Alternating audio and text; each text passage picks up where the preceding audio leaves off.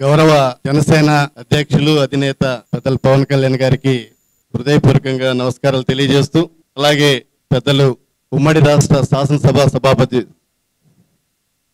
గౌరవ శ్రీ నాదెండ్ల మనోహర్ గారికి నమస్కారాలు తెలియజేస్తూ, వేదిక మీద ఉన్న జనసేన పెద్దలందరికీ నమస్కారాలు తెలియజేస్తూ, విచ్చేసిన మీ అందరికీ పాత్రికేయ పెద్దలకు నమస్కారాలు తెలియజేస్తూ, ఈరోజు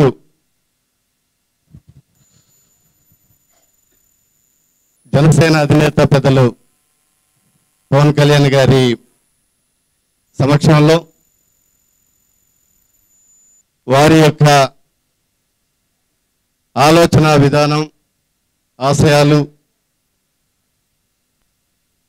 ఈ సమాజంలో ఉన్నటువంటి పేద వర్గాల అభ్యున్నతి కోసం వారు చేస్తున్నటువంటి ఆలోచనని ఒక రకంగా అది ఆకర్షితులవ్వడం కానీ, లేదు వారు చేసే ప్రయత్నం మంచి ప్రయత్నంలో, సమాజానికి మేలు జరిగే మంచి ప్రయత్నంలో మా వంతుగా, నా వంతుగా వ్యక్తిగతంగా భాగస్వామ్యం కావాలని,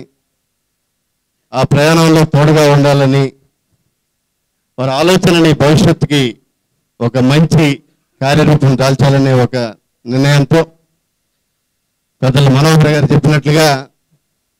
నాది చాలా సుదీర్ఘమైనటువంటి రాజకీయ ప్రయాణం. 85లో అధికారికంగా యువజన కాంగ్రెస్లో చేరి, దానికి ముందు విద్యార్థి కాంగ్రెస్లో ఉన్నప్పటికీ కూడా ఇన్ని సంవత్సరాల రాజకీయ ప్రయాణంలో మండలాధ్యక్షుడిగా ఎన్నికై 89లో ఈ రాష్ట్రంలో ఒక యంగెస్ట్ ఎమ్మెల్యేగా ఎన్నికై అనేకమైనటువంటి రాజకీయ ఒడిదుడుకులు చూసినటువంటి ఒక వ్యక్తిగా ఇన్ని సంవత్సరాల తర్వాత ఈ రోజున ప్రధానంగా 1-2 అంశాలు. ఒకటి, రాజకీయ విధానం ద్వారా ఒక సామాజిక మార్పు తీసుకురావాలని, ఆ సామాజిక మార్పు వలన ఈ సమాజంలో ఉన్నటువంటి అణగారిన వర్గాలు కానీ, అట్టడుగు వర్గాలు కానీ, ముఖ్యంగా పేదరిక నిర్మూలన కానీ అనేక ప్రభుత్వాలు వచ్చాయి.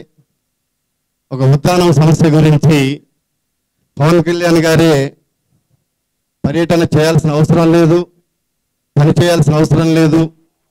వాటి కోసం ప్రయత్నం చేయాల్సిన అవసరం లేదు, ప్రశ్నించాల్సిన అవసరం లేదు. కానీ ఒక పవన్ కళ్యాణ్ గారు ఎందుకు చేసి ప్రపంచానికి చాటి చెప్పారని ఇటీవల కాలంలో మనం చూసాం. 4 రోజుల ప్రయత్నం, అది ఎప్పటి నుండి ప్రయత్నం మొదలుపెట్టినా కూడా ఒక వంతాడ గ్రామంలో జరిగిన ఒక లాటరైట్ తవ్వకం, ఆ తవ్వకం వలన ఒక వ్యవస్థకి నష్టం జరుగుతుందని,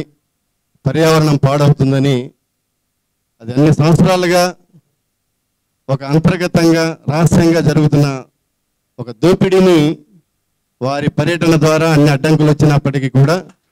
వారి పర్యటన ద్వారా అది బయట ప్రపంచానికి తెలిసింది. దోపిడీ అని అంటే వ్యక్తులు, కొంతమంది శక్తులు చేసింది కాదు, అది ప్రభుత్వమే దోపిడీ చేసే విధంగా దీనికి మీరు సమాధానం చెప్పండి అని చెప్పి పవన్ కళ్యాణ్ గారు ప్రభుత్వాన్ని అడిగారు. ఒక మత్స్యకారు సమస్యలు తీసుకున్నా, ఒక గిరిజన ప్రాంతంలో ఉన్న వెనుకబాటుతనాన్ని వెలుగులోకి తీసుకురావడానికైనా,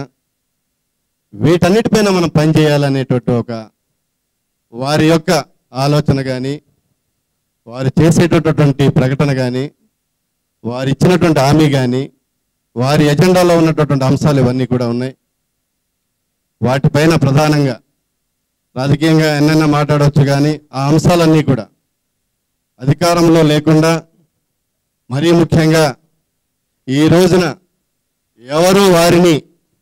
ఏ విషయంలో కూడా ప్రశ్నించేటటువంటి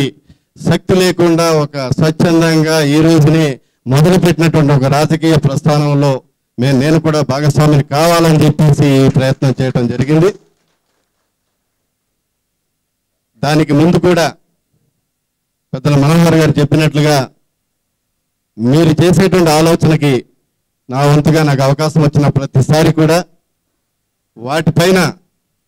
వాటిని పరిష్కారం చేయడానికి అవకాశం వచ్చినప్పుడు ప్రయత్నం చేశాను. లేదనుకుంటే వెలుగులోకి తీసుకురావడానికి ఏ ప్రయత్నం చేస్తే బాగుంటుందనేటువంటి ప్రయత్నం చేశాను. అందులో భాగమే ఆ రోజున వారికి ఇబ్బంది కలిగించిన అదొక రాజకీయపరమైనటువంటి కోణంలో చూసి వారికి చాలా వ్యక్తిగతంగా రాజకీయపరంగా పెద్దల మనోహర్ గారికి అది ఈ విషయం చెప్పొచ్చో చెప్పకూడదో అప్రస్తుతమైనప్పటికీ కూడా చెప్పాల్సిన అవసరం ఉంది. ఒక మారుమూల ప్రాంతానికి అది దేశ చరిత్రలోనే మొదటిసారి 153 మంది శాసనసభ్యులు కానీ, శాసనమండలి సభ్యులు కానీ, లేకపోతే పార్లమెంట్ సభ్యులు కానీ, రాజ్యసభ సభ్యులు కానీ, చివరికి రాష్ట్ర ముఖ్యమంత్రిని కూడా అనేక కోణాల్లో అందరూ అడ్డు చెప్పినప్పటికీ కూడా మనం ప్రత్యక్షంగా అక్కడ ఉన్న సమస్యలు చూస్తే తప్పితే మీరందరూ కూడా ఇటువంటి చట్టసభల్లో భాగస్వాములు కాలేరు. మనం అక్కడికి పోయి తీరాల్సిందే అని చెప్పి 3 రోజులు వారికి అక్కడ ఓరియంటేషన్ ప్రోగ్రాం పెట్టి 155 మంది ప్రతినిధులకి అరకు లాంటి ప్రాంతంలో సరైనటువంటి సదుపాయాలు లేకపోయినా కూడా దిగ్విజయంగా అక్కడ ఉండే సమస్యలు వెలుగులోకి రావాలనే ఒకే ఒక దృక్పథంతో ఆ యొక్క కార్యక్రమాన్ని తీసుకొచ్చినటువంటి మనోహర్ గారికి ఎప్పటికీ కూడా అది చరిత్రలో ఉండిపోయేటటువంటిది. ఇవన్నీ కూడా ఒక ఆలోచనలు, మా మధ్య ఉండినటువంటి ఆలోచనలు. ఆ రోజున నేను చైర్మన్గా ఉండి ప్రభుత్వంలో ఉండి కూడా బాక్సైట్ విషయంలో మరి ఒక తీర్మానం చేసాం ప్రభుత్వ విధానానికి వ్యతిరేకంగా. అలాగే లాటరైట్ కానీ, గ్రానైట్ కానీ, కాల్షైట్ కానీ, ఈ రకమైనటువంటి ప్రయత్నాలు ఆ ప్రాంతానికి, పర్యావరణానికి ముప్పు వాటిల్లకుండా సమాజానికి భవిష్యత్తుకు మేలు జరగాలనేటటువంటి ఆలోచనతో పనిచేస్తున్నటువంటి పవన్ కళ్యాణ్ గారు వారి మాటల్లో అధికారం కోసం కాదు, సమాజంలో మార్పు కోసం, ఆ మార్పు మంచి మార్పు కావాలి, ఈ సమాజంలో భవిష్యత్తుకు ఉపయోగపడాలి, యువతరానికి ఉపయోగపడాలనేటువంటి ఒక ఆలోచనతో వారు చేస్తున్నటువంటి ప్రయాణంలో భాగస్వామిని కావాలనుకుంటున్నాను. ఆ భాగస్వామిలో వారి తాలూకా ఆశీస్సులు కానివ్వండి, సహకారం కానివ్వండి, సూచనలు కానివ్వండి, అవన్నీ కూడా సంపూర్ణంగా అందజేస్తారని చెప్పేసి ఆ విశ్వాసంతో నేను ఈ మీ మధ్యలోకి రావడం జరిగింది అనేటువంటి ఒక మాటని తెలియజేస్తూ, నాకు వ్యక్తిగత అవసరాలు కానీ, వ్యక్తిగత ఎజెండాలు కానీ, వ్యక్తిగతమైనటువంటి నిర్ణయాలు కానీ నాకు లేవు. తప్పకుండా మీరు ఏ లక్ష్యంతోనైతే పనిచేయాలనేటటువంటి లక్ష్యంతో అనేకమైనటువంటి అవమానాలు భరించి, అటుపట్లు భరించి, చివరికి నిన్న వంతాళ్ళలో జరిగినటువంటి ఒక సంఘటన గుర్తు చేస్తుంది. మీరు ఒక చెడుని వెలుగులోకి తేవాలని చేసే ప్రయత్నంలో గోతులు తవ్వి మట్టిపోసి రాడ్లడ్డగిచ్చి మిమ్మల్ని అడ్డు చెప్పాలనే ప్రయత్నం ప్రభుత్వాలు చేసినప్పటికీ కూడా ఛేదించుకొని మీరు ఆ చేరటాన్ని తప్పకుండా జనసేనతో పాటు వనసేన కూడా మీకు అండగా ఉంటుంది అనేటువంటి మాట తప్పకుండా మరి ఈ సందర్భంగా తెలియజేస్తూ,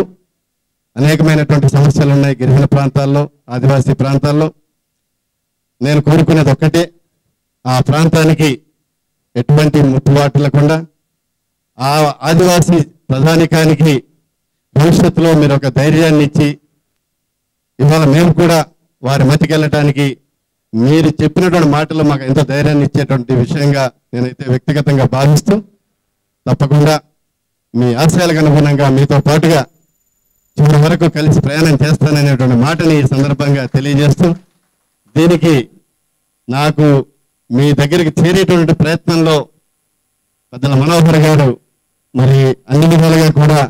ఇక్కడ వరకు తీసుకొచ్చి మీ చేతుల్లో పెట్టడం జరిగింది. దాన్ని కొనసాగింపుగా మీరు అన్ని విధాలుగా అండగా ఉంటారని, ఆ రకమైనటువంటి ఆశీస్సులు అందజేస్తారని, మాకుండేటటువంటి ప్రత్యేకమైనటువంటి సమస్యలపైన మరి మీరు మీకున్న ఆలోచనలతో ముందుకు తీసుకెళ్ళి ఆ ప్రాంతానికి మేలు జరిగే విధంగా మీరు సహకరిస్తారని మిమ్మల్ని హృదయపూర్వకంగా కోరుకుంటూ,